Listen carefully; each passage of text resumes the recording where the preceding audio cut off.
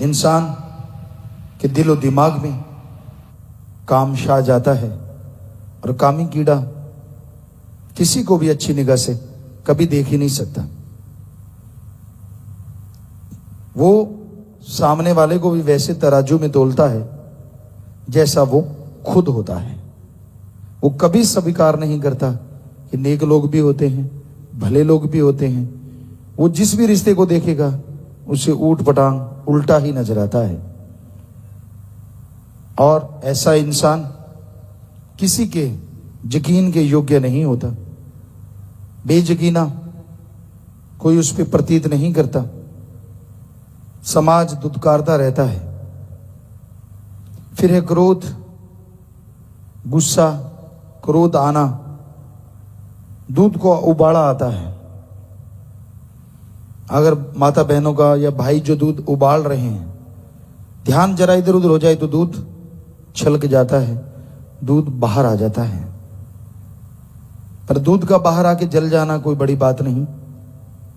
आदमी को जब उबाला आता है तो वो जलता खुद भी है, क्योंकि दूध तो जल गया, वो तो नीचे गया। पीने वाला तो फिर भी बच जाता है। पर आदमी दूध की तरह जब उबलता है, खुद का भी बेहद नुकसान होता है। जिस पे भी वो उबला हुआ दूध पड़ता है उसको भी जला के राख करता है। अपनी माँ, बहन, बेटी, पति, पत्नी, कोई भी सामने आ गया, पता नहीं गुस्से में क्या बोल देना है, पता नहीं गुस्से में क्या बक देना है। फिर उसके लिए पछताता है। खुद जो गुस्से में आया, हाई ब्लड प्रेशर हुआ, शरीर का नाश हुआ, शरीर में कमजोरी आई, शरीर में बीमारियों का घर बनने की तैयारी हो गई। तो इसलिए क्रोध भी कम घाती नहीं है। फिर वह लोभ, लोभ है सर्व पाप का बाप। लोभ लालच के लिए लोग क्या नहीं करते। लोभ लालच के लिए लोग हर हद से गिर जाते हैं। आपने सुना होगा, बेटे ने बाप को, बाप ने बेटे को, भाई ने भाई को, बेटी ने बाप को। तो ये मारा, ये सब लोभ लालच की वजह से होता है। वरना क्या आपने किसी माँ बाप को सुना है कि वो मारने के लिए बच्चे को पैदा करते हो? कभी नहीं। क्या ये सुना है कि बच्चों की परवरिश इसलिए की जाती है कि बड़े होकर माँ बाप को मार दें? नहीं। फिर ऐसा क्या हो जाता है कि वो खून, वो रिश्ता, वो नाता सब एकदम से बदल जाता है, जहर बन जाता है। तो वो होता है लोभ लालच। फिर है मोह ममता। हमने कलयुग में देख लिया है, अजमा लिया है बड़े बड़े बहादुरों को, बड़े बड़े योद्धा, जो लगता था कि नहीं, लेकिन मोह ममता के सामने सब घुटने टेक देते हैं। अपना सही लगता है, बाकी सब गलत लगते हैं। स्कूल में, कॉलेज में प्रिंसिपल, वार्डन कोई किसी को कहे कि भाई आपका बच्चे में ये कमियां हैं, तो ठेस पहुंचती है। कहता नहीं, ऐसा हो नहीं सकता। बच्चे से पूछता है, अब जिसने गलती की है वो थोड़ी ना मानेगा। नहीं पापा, मैं सही हूं, ये सारे गलत हैं, मेरे में कोई कमी नहीं है। हम ये नहीं कहते बच्चे की सुनो ना, बच्चे भी सही कहते हैं, बच्चे की भी सुनो, लेकिन उसकी तहकीकात भी तो करो। वो उसी की बात सुनते हैं, उसी के हो जाते हैं और अपनी सारी खुशियां गुम कर लेते हैं और बच्चे को ठाकुर डग, चोर, ठग बना देते हैं। क्योंकि वो वहां से झूठ मार के निकला, निकलते निकलते वो बुरे कर्म करता रहता है और माँ बाप को बुद्धू बनाता रहता है। मोह ममता में लोग जब पड़ जाते हैं, कोई किसी का नहीं रहता। बड़े बड़े राजा महाराजा आए, मोह ममता के चक्कर में सब राजपाट गवा बैठे।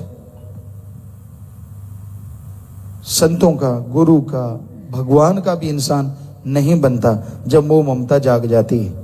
उसे लगता नहीं मेरी औलाद 100% सही है, मेरा ही सब कुछ सही है, बाकी सारा गलत है। मैं ही सही हूं, मेरा बच्चा सही है, मेरी औलाद सही है, बाकी सारी दुनिया गलत है। फिर है अहंकार। अहंकार में पड़ के इंसान बहुत कुछ ऐसा कर बैठता है कि सारी जिंदगी भोगता रहता है। किसी को ऊंचे धर्म का, किसी को ऊंची जात का, किसी को रुपए पैसे का, तो किसी को मन का सूक्ष्म अहंकार। मेरे को बड़ी अकल है, मेरी बड़ी समझ है, मैं ये कर दूं, वो कर दूं, फला कर दूं। तो मन का सूक्ष्म अहंकार, अहंकार को मार है। छोटा मोटा क्यों, सबसे बड़ा उदाहरण रावण है।